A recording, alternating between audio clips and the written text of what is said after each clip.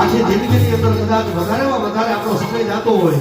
તો રાત્રે નિંદર કરવામાં, અને દિવસે કદાચ જો નાનો બાળ હોય તો એ ભણવા વહી જતો હોય, અને મોટો થઈ જાય ને પછી નોકરી ધંધે વહી જતો હોય, અને વૃદ્ધ થયા પછી કોઈકના ભાગને બેહીને કોકની ખટાપટમાં વહી જતી હોય. પણ સાહેબ કદાચ જો પ્રભુના ભજનનું એક નામ અત્યારે લઈ લીધું ને તો કદાચ મારો તમારો અવતાર છે